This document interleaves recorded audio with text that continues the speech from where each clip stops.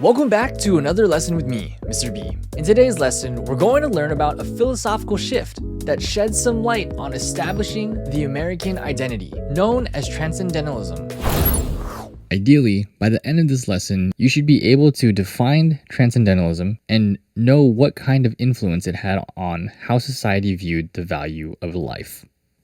One of the noble writers of this time and literary movement is Ralph Waldo Emerson, who practically created Transcendentalism. This is basically a big push for the United States to separate itself from European ideologies and create its own identity. Watch the video on the next slide for a brief overview on Ralph Waldo Emerson, his influence and thinking on Transcendentalism.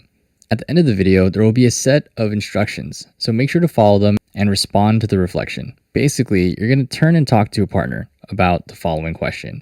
In what ways do you see Transcendentalism in American culture today? As usual, write your response on Nearpod.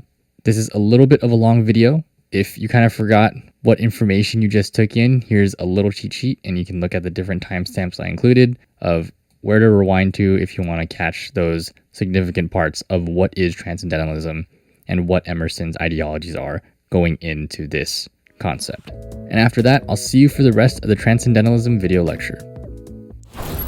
So Ralph Waldo Emerson challenged the ideas of the Unitarian Church, which believed in only one God, not the Holy Trinity if you know Catholicism or Christianity, aka there's no Jesus or Son of God, for what Emerson described as their refusal to honor the possibility of the miraculous in the here and now.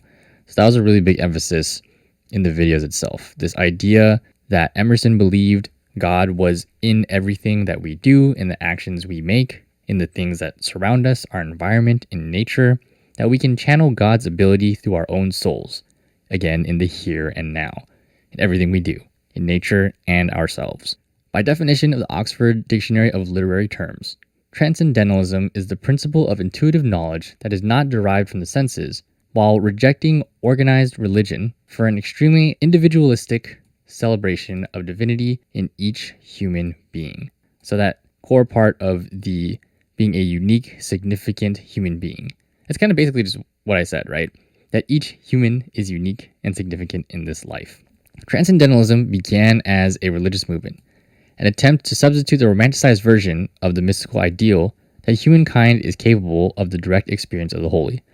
So a little bit of what we just talked about, right? We can all channel God. It views that the trusts of religion are arrived at by a process of empirical study and rational inference from historical and natural evidence.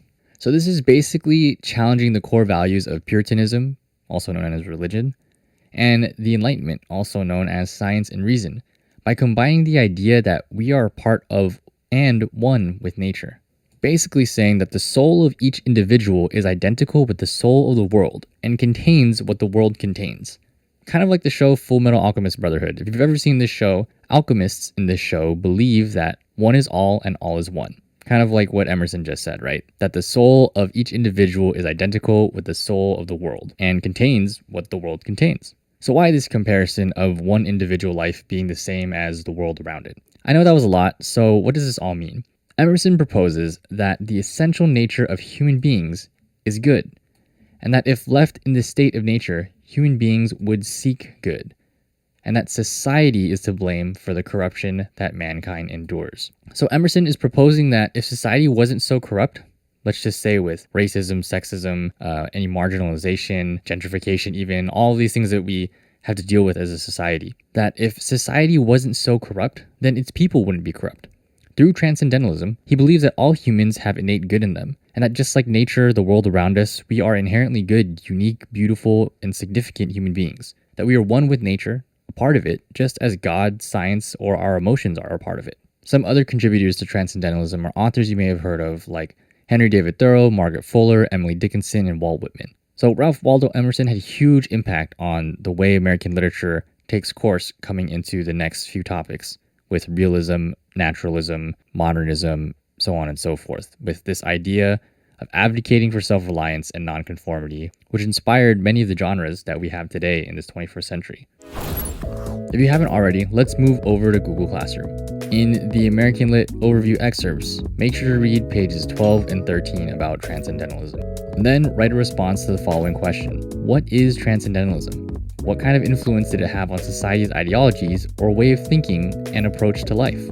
After this, you may have arrived to Mastery Check number 2, and you can find the instructions for this on a separate assignment in Google Classroom when you're ready to take on the Mastery Check. All right, I'll see you then. Peace.